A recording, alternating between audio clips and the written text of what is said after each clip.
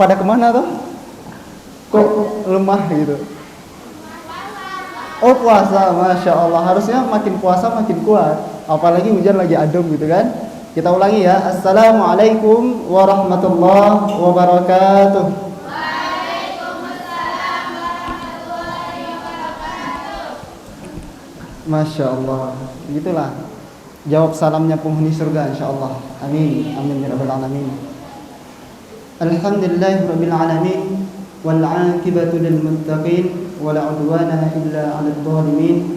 Asyhadu an la ilaha illallah wahdahu la syarika lah wa asyhadu anna Muhammadan abduhu wa rasuluhu as-shadiqul wa'dul amin.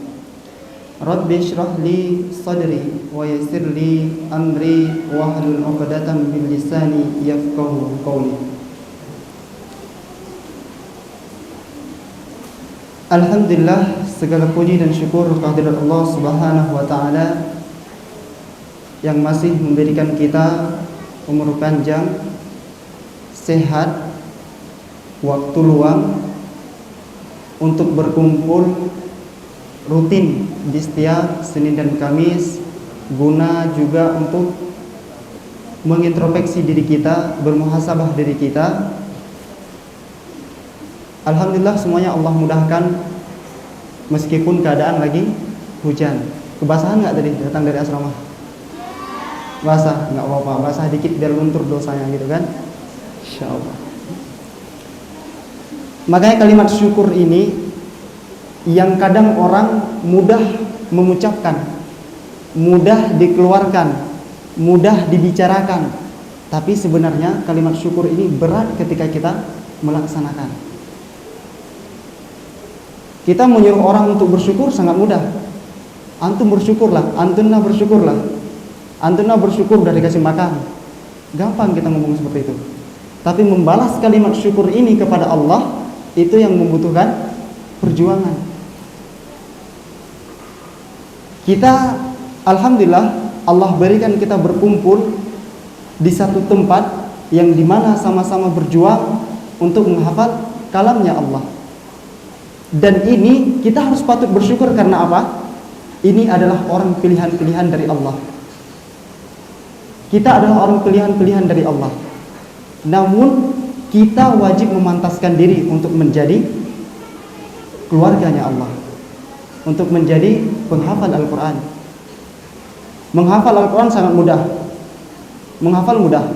1 menit bisa dapat, iya enggak? Iya kan? Ada yang dapat bisa 1 menit? 1 kejap mata bisa dapat 10 menit. Nah 10 menit bisa 10 menit bisa. Itu adalah hal yang paling mudah. Tapi untuk mengamalkan 1 ayat Al-Quran, kok senyum-senyum? Mengamalkan 1 ayat Al-Quran itu membutuhkan perjuangan. Bukan sulit, tapi membutuhkan perjuangan. Maka dari itu kita harus bersyukur kepada Allah Subhanahu wa ta'ala. Bersyukur kita dengan apa? Melaksanakan segala perintahnya Allah. Lain daripada itu, kita harus melihat apa-apa yang gak boleh kita lakukan dan yang boleh kita lakukan. Ya, semoga Allah selalu menjadikan kita adalah hamba-hamba yang selalu bersyukur kepada Allah Subhanahu wa ta'ala. Kemudian orang-orang yang menuntut ilmu ini juga dikasih keistimewaan oleh Allah Subhanahu wa ta'ala, yang dimana ketika kita berangkat dari rumah, bukan antunna semua yang berangkat dari asrama doang, tapi ketika antunna semua yang berangkat dari rumah menuju ke pondok kita ini, itu apa?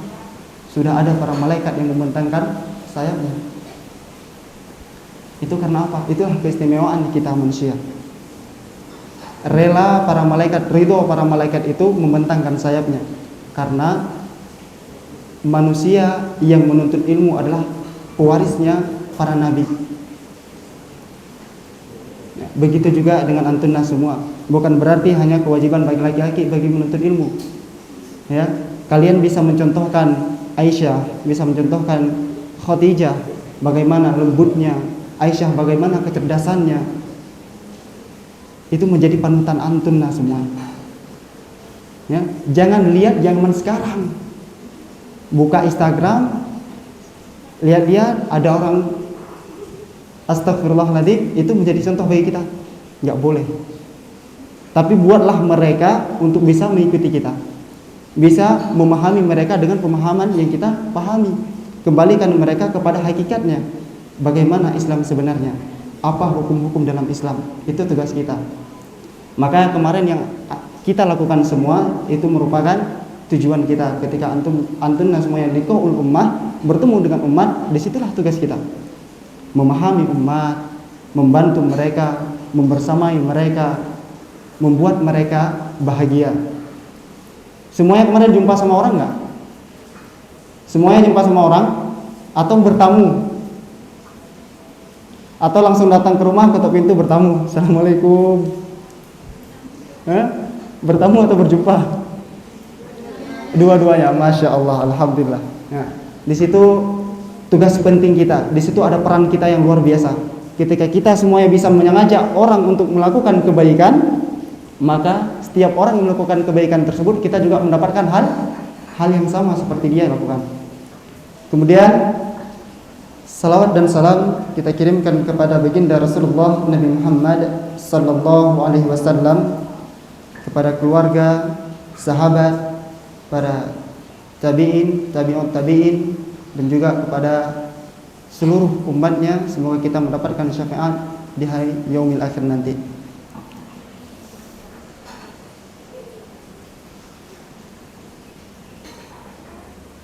Ustadz bingung mau bahas masalah apa? Ustadz bingung bahas masalah apa? Kita pengen semuanya introspeksi diri, bermuhasabah. Tujuan kita semua kemari apa?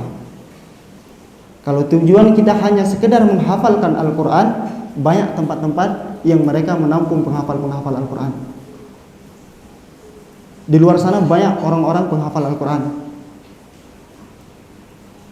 Kemana-mana kita pergi sekarang rumah Quran, iya nggak? Iya kan? Kemana-mana kita pergi sekarang rumah Quran. Kemana-mana ada pondok tahfiz Quran. Bahkan orang-orang berlomba untuk mendirikan yang namanya pondok tahfiz Quran. Tapi jangan salah, juga banyak pondok itu yang tidak berkembang.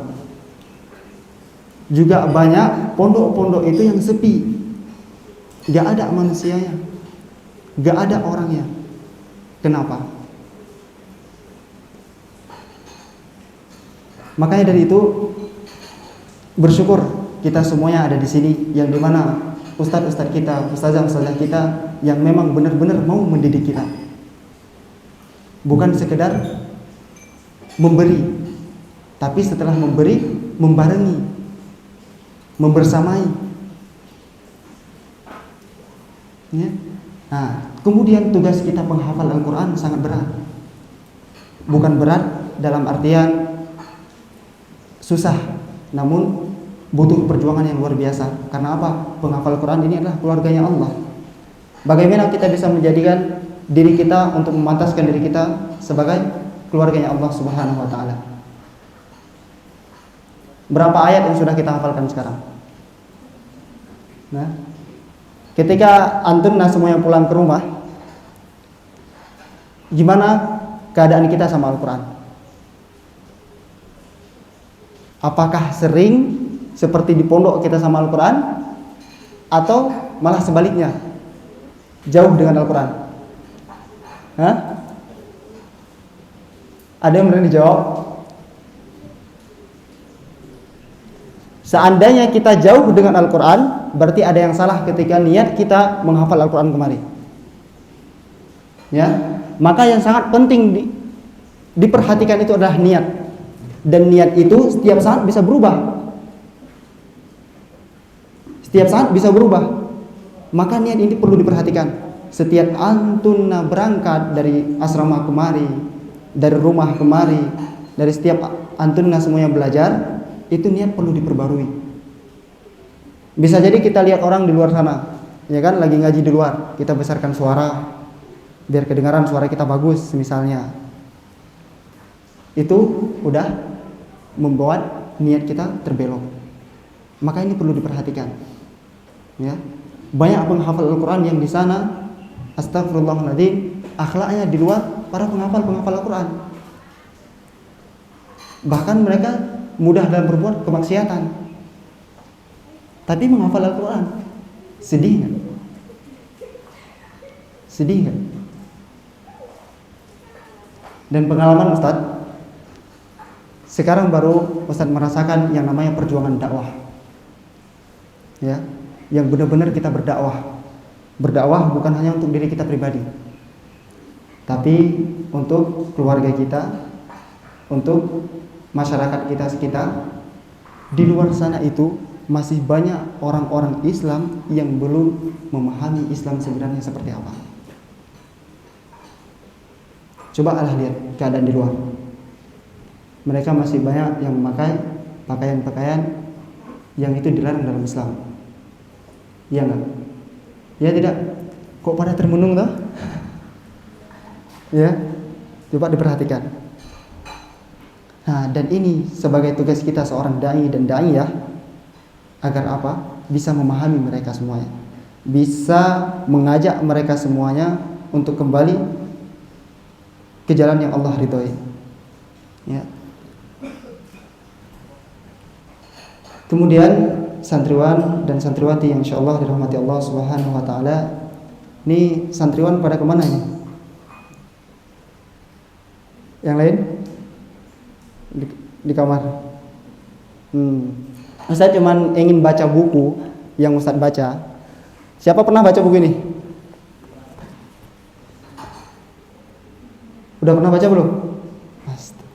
Ini buku luar biasa ini.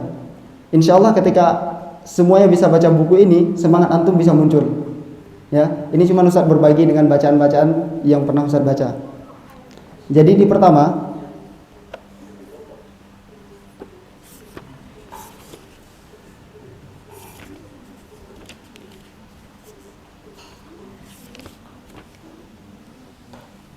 ada judul besarnya di sini, buktikan Islammu. Buktikan Islammu. Bukti seseorang merasa memiliki Islam, meyakini kebenaran Islam, dan bahwa Islam menjadi darah dagingnya adalah ketika ia memiliki kepedulian terhadapnya. Bisa digarisbawahi, ketika ia memiliki kepedulian terhadapnya, terhadap agamanya, terhadap agama Islam, dan ada pembelaan terhadapnya. Ketika agama kita dicaci, ketika agama kita dinyejek, dibilang liberal dan lain sebagainya, di situ kita muncul pembelaan, bukan hanya sekedar melihat. Ya, setidaknya ketika kita tidak bisa membela secara jiwa, kita membela dengan doa. Kemudian ada pengorbanan untuknya, dan ada upaya untuk memperjuangkannya. Ya. Nah, dan ini bisa kita rasakan semua di pondok. Ustadz melihat itu selama Ustadz mengamati di sini beberapa minggu yang lalu. Nah, kita bisa melaksanakan itu semua. Ada rasa kepedulian kita terhadap masyarakat kita, ada rasa kepedulian kita terhadap sesama kita, ada rasa kepedulian kita terhadap keluarga-keluarga kita. Ya. Kemudian ada rasa pembelaan ketika orang mengatakan mohon maaf, misal cadar dan lain sebagainya. Di luar sana masih banyak mengatakan cadar bla bla bla bla bla. Yang mereka melihat apa? Orang-orang yang negatif. Ustadz pernah menjumpai satu jamaah. Itu jamaah tahsin. Dulunya ngaji sebareng kita. Nah, beliau ketika melihat orang yang bercadar, anggapannya negatif. Karena apa? Yang beliau lihat itu semuanya bersifat negatif. Seperti pernah kejadian di Malioboro, pencurian orang bercadar, ya kan? Yang disembunyikan barang-barangnya di dalam pakaiannya. Kemudian beliau lihat tetangganya, ada tetangganya yang dibilang nggak sesuai dengan pakaiannya, dibilang selingkuh kah dan lain sebagainya. Yang beliau lihat seperti itu. Ketika kami berbicara beliau tentang cadar, berbicara beliau tentang hukum pakaiannya orang Islam, beliau menolak. Oh boy, tiris orang cadar-cadaran kemarin di sana mencuri gitu. Gimana tuh? Makanya ini tugas kita untuk bisa memahamkan mereka. Bahwa apa? Ya beginilah hukumnya Islam. Iya kan?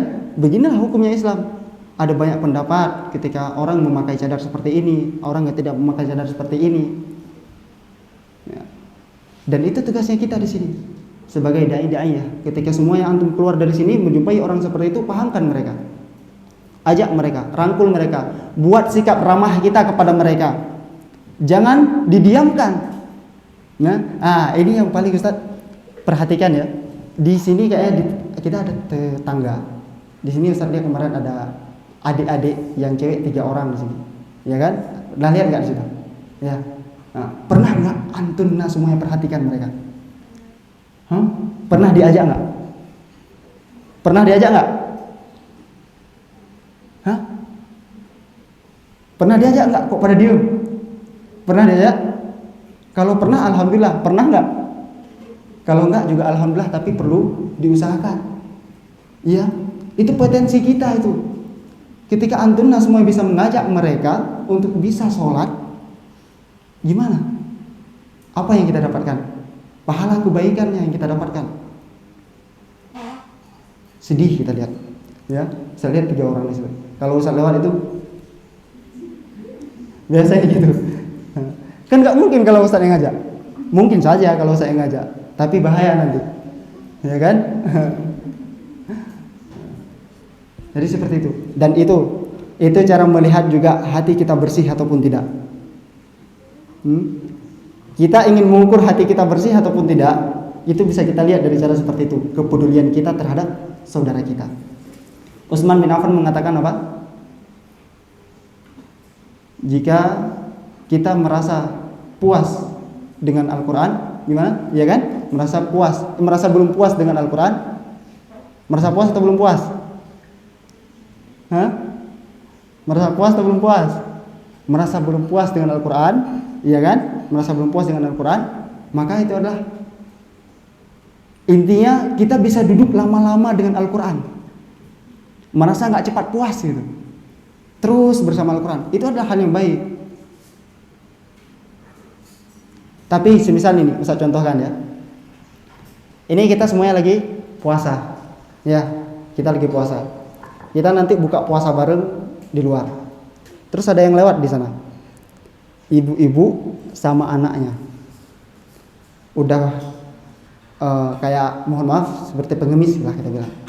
Ya, mereka lihat atas kita terus. Kita lagi makan, mereka liatin terus, diliatin gitu. Apa yang muncul dalam perasaan kita? Apa? Diajak, ya, diajak. Itulah fitrah hatinya manusia. Fitrah hatinya manusia itu ada rasa peduli, ada rasa kasihan, ada rasa sayang. Tapi yang mengalahkan rasa peduli ini, yang mengalahkan rasa sayang ini apa? Nafsu. Yang mengalahkan rasa sayang inilah nafsu. Ketika kita lagi makan, kalau saya kasih dia makan, saya belum makan dari tadi pagi. Iya kan? Ada yang sebagian seperti itu. Nah, itu kita udah kalah sama nafsu. Ya, makanya ketika kita melihat orang yang membutuhkan kita, rangkul mereka.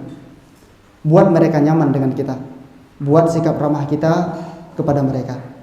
Nah, kemudian kepedulian dibuktikan dengan keseriusan untuk mendalami Islam dan cabang-cabangnya. Untuk mendalami Islam dan cabang-cabangnya. Jadi peduli itu bukan hanya kita mengamalkan, mengajak seperti itu doang, enggak. Cara mengajak itu membutuhkan ilmu. Mengajak orang membutuhkan ilmu. Sekarang kalau kita nggak punya ilmu, ada orang itu, woi kemari, marah nggak orang?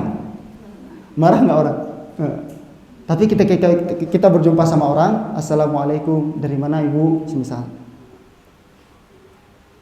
dari mana mau kemana, kok sendiri ibu, otomatis orang akan menerima kita.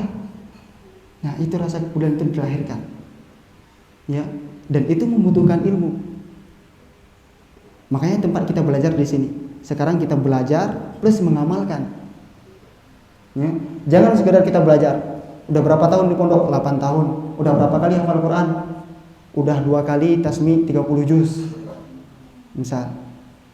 Udah berapa kali ikut lomba MTQ? Oh, udah 10 kali ikut lomba MTQ. Juara nggak tahu. Juara nggak tahu. Tapi yang perlu diperhatikan apa? Bukan itu ya. Ya, ketika kita udah mendapatkan ilmu, maka disinilah yang perlu kita ngamalkan. Kenapa banyak penghafal Quran yang mudah dalam bermaksiat?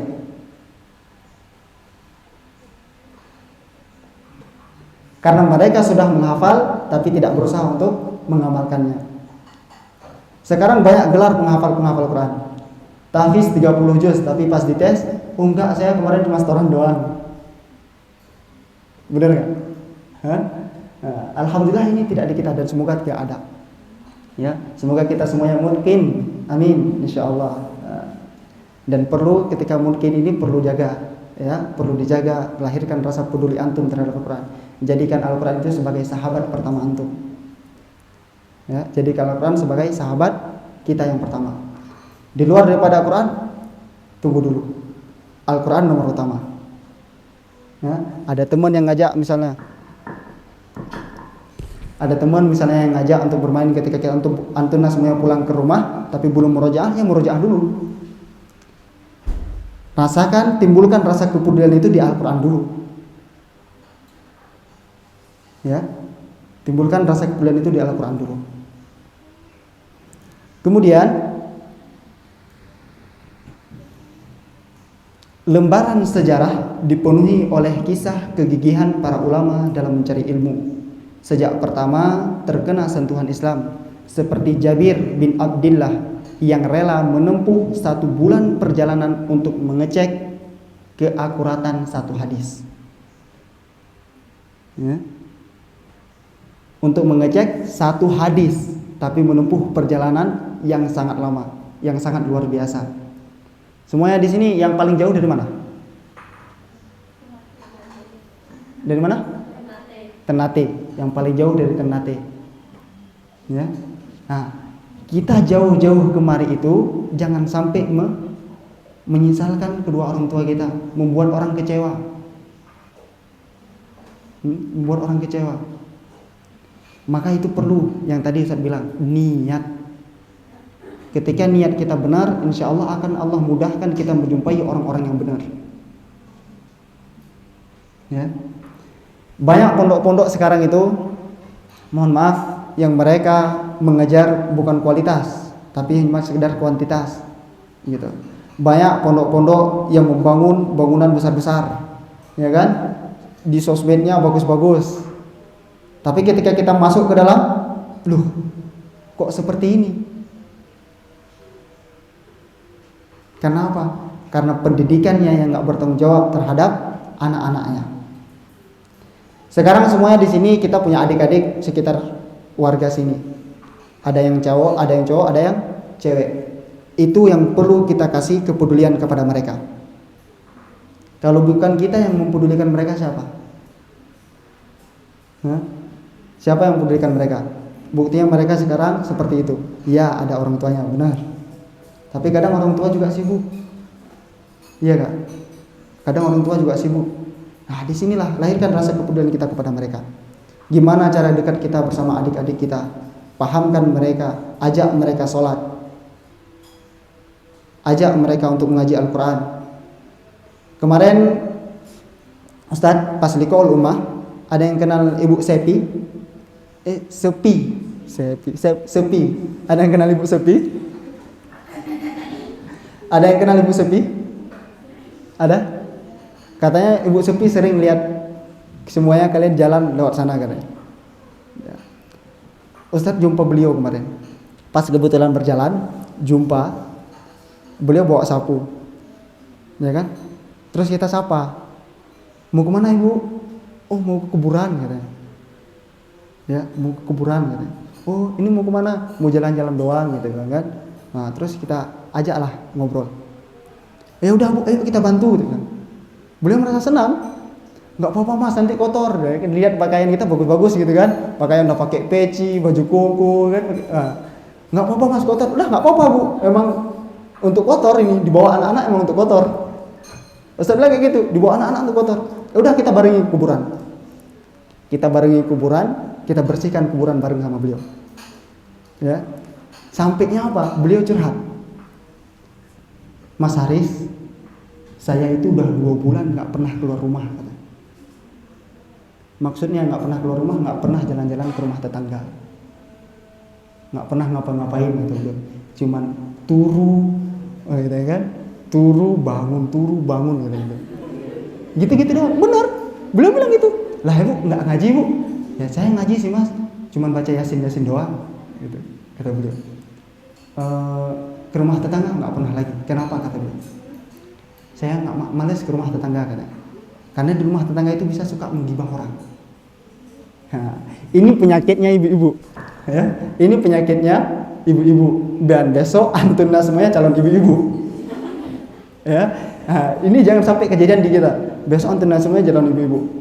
Ustadz baru pertama kali ini ngisi di depan santriwati, makanya agak sedikit gugup sebenarnya. Ya, biasanya depan ibu-ibu. Biasa depan ibu-ibu atau depan bapak-bapak. Ini santriwati semua. Ya. Nah, beliau bilang kayak gitu. Saya nggak pernah keluar rumah mas. Semenjak anak saya menikah, kata beliau kan, beliau udah punya anak 4, semuanya udah menikah. Beliau di rumah sendiri doang. Lah nggak apa-apa ibu. Kita sekarang anaknya ibu. Kita sekarang anaknya ibu. Ibu nanti main ke pondok, silahkan cari mana yang Mas Haris, mana Mas Akmal, mana Mas Ridwan. Itu anggap anak ibu. Sampai beliau bilang apa? Saya sekarang baru bisa ketawa, kata beliau. Saya sekarang baru bisa tersenyum, kata beliau. Gimana perasaan kita? Ketika kita bisa membuat kebahagiaan kepada orang lain, itu rasa dalam hati kita itu rasa antara sedih sama bahagia. Antara sedih sama bahagia. Ustadz bilang, ibu kalau lagi galau, ibu kalau lagi sepi, datang ke pondok. Nah terus nanti saya jumpa siapa? Nggak jumpa aja. Kalau ada orang di situ tanya aja. Tanya siapa, mana Mas Haris? Nah, aku bilang mau cari siapa? Cari anak. Iya, Ustadz bilang gitu. Mau cari apa? Cari anak. Nggak apa-apa ibu. Saya anaknya ibu. Alhamdulillah saya punya anak lagi, gitu bro. Bahagia orang kan? Iya kan? Coba itu tanya Mas Akmal sama Mas Ridwan. Kemarin dia bareng sama Ustadz. Ya. Ustadz suruh kotorin baju mereka. Piket. Nah, tapi di sini yang perlu kita perhatikan adalah rasa kepedulian kita kepada mereka. Ya, orang-orang yang seperti inilah yang perlu kita rangkul. Yang perlu kita kasih perhatiannya kita. Ya. Nah, dan ini nanti tugas kalian. Di sini di Rosa malam apa? Malam Sabtu. Nah, itu coba saya sekali main ke rumah ibu sepi, diajak sekali dirangkul. Rumahnya di situ. Di mana ya rumahnya? Pokoknya jalannya ke situ, di situ ada. Nyari aja. Yang ada rumah, pokoknya itu rumah. Ya. Nah, itu sepi. Ketika Ustaz pulang, Ustaz langsung cerna. Dan beliau di situ punya bunga.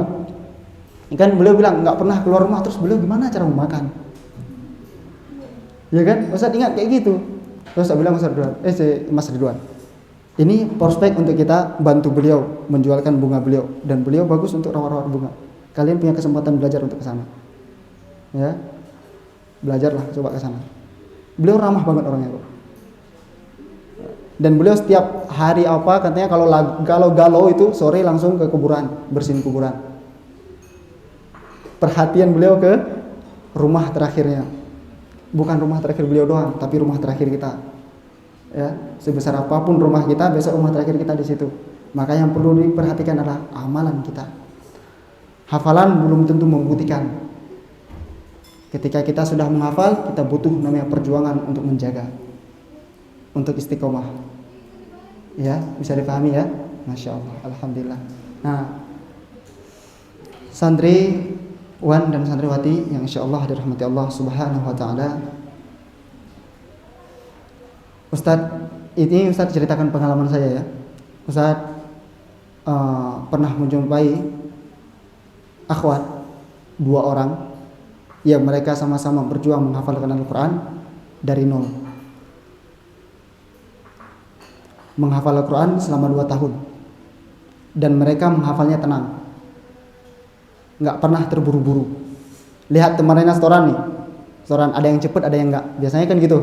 Ada yang cepet, ada yang enggak, ada yang udah berulang berkali-kali sampai di depan ustazah, aduh, kok lupa gitu kan? Nah, itu banyak, benar. Kok lupa, mundur lagi. Itu banyak seperti itu. Nah, Ustaz menjumpai mereka ini. Ustaz nggak kenal tapi orangnya.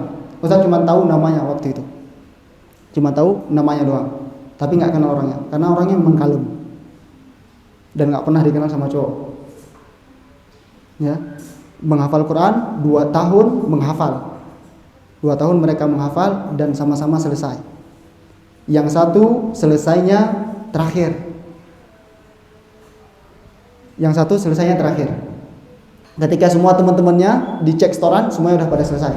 Tapi yang satu ini belum, masih sekitar kalau nggak salah waktu itu 17 juz. Nah, masih waktu itu 17 juz. Dan temannya yang satu lagi ini dia lumayan, memang memiliki kecerdasan yang lebih, bisa menghafal dengan cepat. Ya, tapi mereka bareng ini terus berdua. Sama-sama kalem, sama-sama berjuang.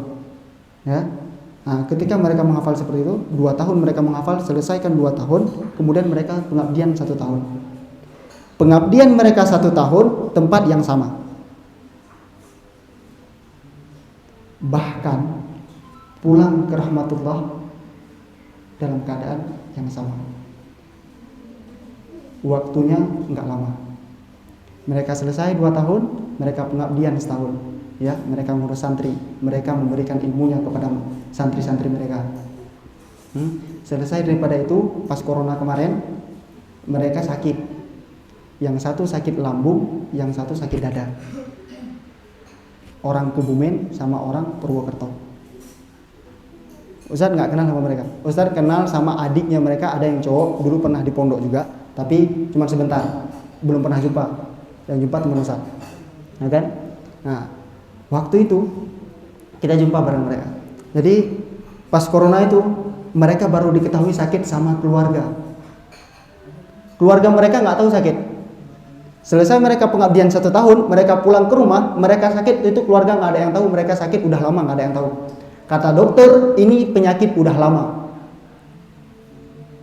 Kata dokter, ini penyakit udah lama, katanya. Tapi keluarganya satu pun nggak ada yang tahu. Ini yang luar biasa. Apa? Mereka menyembunyikan kesakitan mereka, tapi berjuang benar-benar karena Allah. Ya.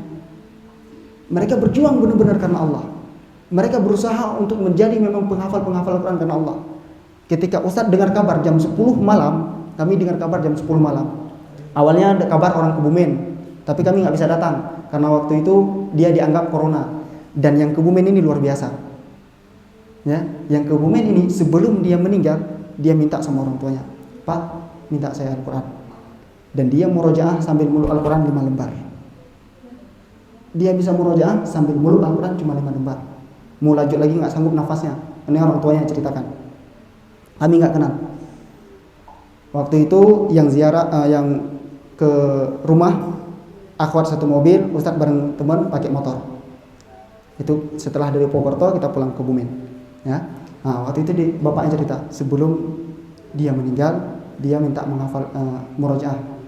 Sambilan di Al-Quran, dia bisa murojaah 5 lembar. Gimana luar biasanya. Kemudian dihirupkan nafas terakhirnya, selesai. Seminggu setelah kejadian yang Kebumen, kejadian yang di Purwokerto.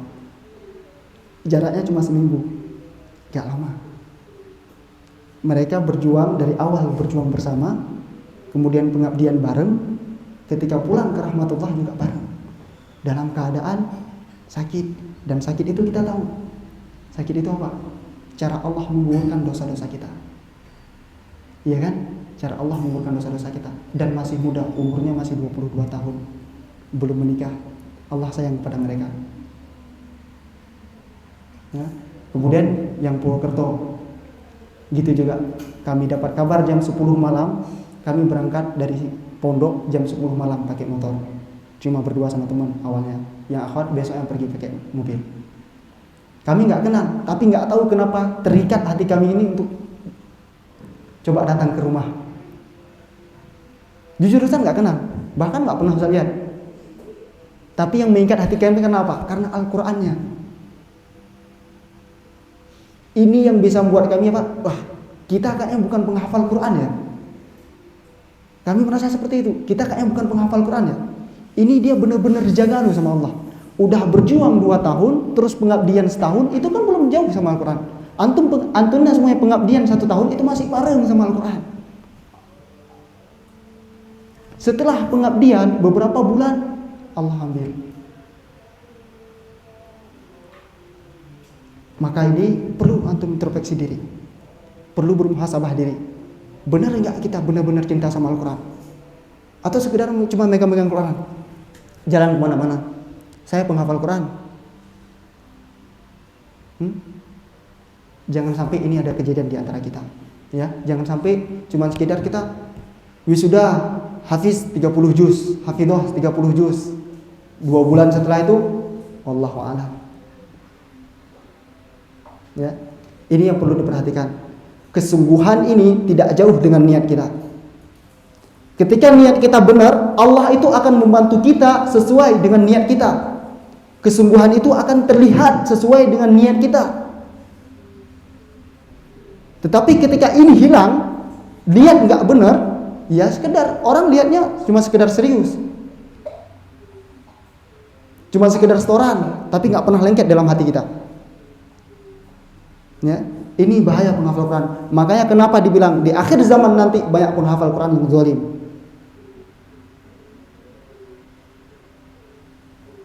Jangan sampai ini terjadi kita. Semoga Allah melindungi kita dari orang-orang yang zalim. Tadi di awal apa saya bilang? Tadi di awal cerita apa? Tentang kepedulian. Ya, buktikan Islam kita, tentang kepedulian kita. Kita sebagai penghafal Al-Quran, sebagai orang yang membawa kalamnya Allah, maka syiarkan ini kepada saudara-saudara kita. Ya, syiarkan ini kepada saudara-saudara kita. Syiarkan ini kepada masyarakat kita. Syiarkan ini kepada adik-adik kita. Itu mereka semuanya menjadi tanggung jawab kita. Ya, untuk memperbaiki niat, ini terakhir, untuk memperbaiki niat, maka antumna semua pulang dari sini nanti tolong diintrospeksi diri lagi.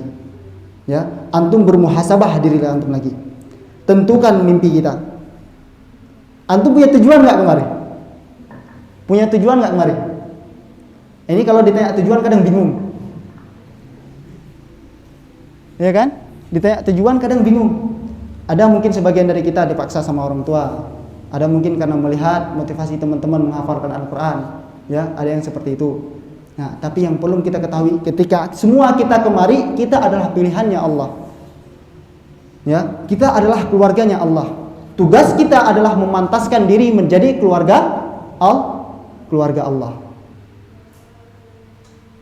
Ya, tugas kita adalah memantaskan diri menjadi keluarganya Allah. Ingat, bukan hanya untuk diri kita pribadi. Kalau kita memikirkan hanya untuk diri kita pribadi, kelompok kita pribadi, semuanya kembali kepada diri sendiri, besok nggak ada yang lihat kita. Besok nggak ada yang lihat kita. Cobalah pikir untuk umat, pikirlah untuk keluarga, pikirlah untuk jamaah, maka Allah akan membantu kita.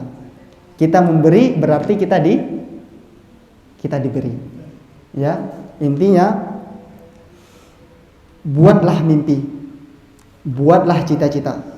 Karena tanpa mimpi kita tidak bisa menggapai apa-apa. Yang kedua,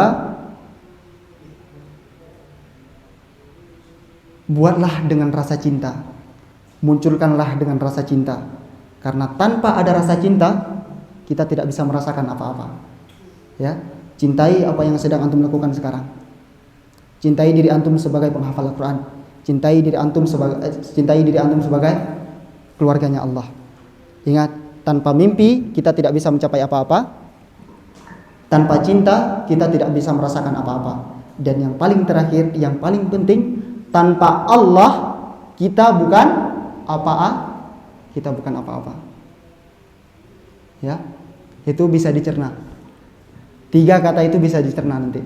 Antum semua pulang dari sini muhasabah diri, buat lagi. Ketika antumnya semuanya sudah berbuat mimpi, sudah ada tujuan, maka buat cara melakukannya untuk mencapai tujuan ini apa?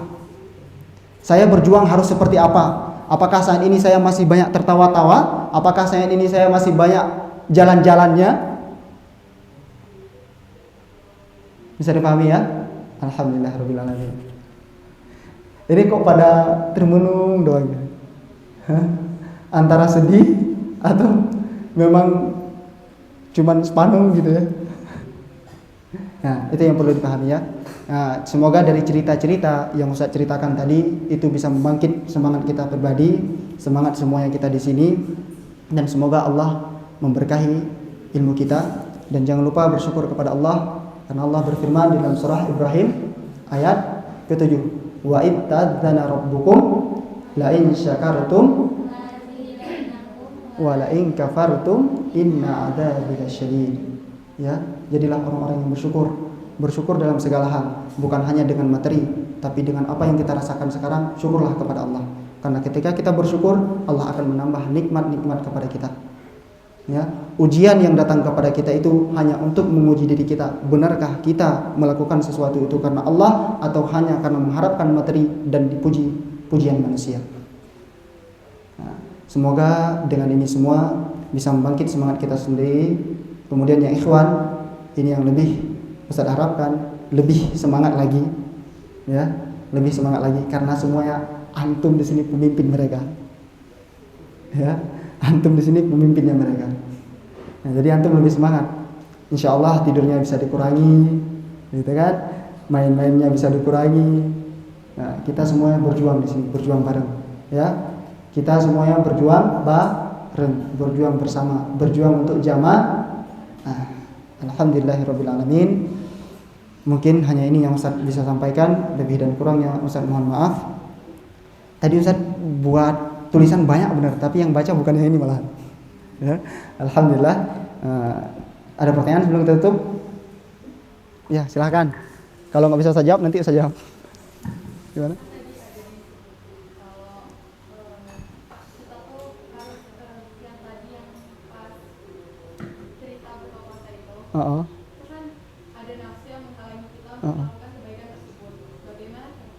Masya Allah. Bagaimana cara mengatasinya? Ketika kita melihat orang seperti itu, yang tentunya kekuatan kita pribadi, itu makanya lahirkan rasa kepekaan. Kepekaan hidup kita tentang berjamaah, kepekaan hidup kita tentang umat yang membutuhkan. Ya, bukan hanya sekedar memikirkan pribadi. Pernah cerita ini teman Ustaz pribadi, dia kerja di bandara, kerja di bandara. Setiap ada apa-apa dia telepon. Jadi pas saat itu dia ada pegang uang cuma 50.000, ya, cuma 50.000. Kemudian dia masuk ke Indomaret mau beli minum. Ya, ketika dia masuk ke Indomaret, sebelum masuk itu dia lihat ada orang pengemis, ya, ada pengemis di situ. Nah, di situ yang dilahirkan apa? Rasa kepedulian dia, rasa kepekaan dia. Itu yang harus kuat dari diri kita. Harus berani mengorbankan apa yang kita butuhkan, tapi sesuai dengan porsinya. Ya, jangan terlalu juga dipaksakan. Nah, kalaupun terlalu dipaksakan, contoh seperti Abu Bakar, ya kan? Rela semuanya hartanya diinfakkan untuk perjuangan dakwah, dan nggak ada yang bisa menandingi Abu Bakar. Umar aja sampai cemburu. Nah, maka ini yang perlu diperhatikan, hati, niatnya kita dikuatkan lagi, timbulkan rasa kepekaan, kepedulian itu kepada orang lebih besar lagi. Biasa nih? Belum. Nah, itu, ya. Ketika itu, nih Ustaz lanjut teman dikit. Ketika dia udah ngasih, dibalas seminggu setelah itu katanya, ditelepon Ustaz itu 3 kali lipat. Dia ditelepon, dapat fee, dapat uang plus dari kerjaan dia. Gitu, dapat fee kan, dapat fee dari kerjaan dia, terus dikirim lagi dari orang lain, nggak tahu dari mana katanya. Dan saya itu dia kirim, kamu butuh nggak Aris? Nggak apa-apa, tak bilang pakai aja. Nah itu semuanya tergantung dengan niat. Nah itu perlu diperhatikan, makanya niatnya perlu diperhatikan setiap saat. Allahumma ya muqallibal qulub tsabbit qalbi ala dinik. Mungkin hanya itu karena waktu hampir azan. Ustaz tutupkan. Mari kita tutup majelis kita dengan alhamdulillah dan kafaratul majlis. Alhamdulillahirabbil alamin. Subhanakallahumma bihamdika asyhadu an la ilaha illa anta astaghfiruka wa atubu ilaik. Wassalamualaikum warahmatullahi wabarakatuh.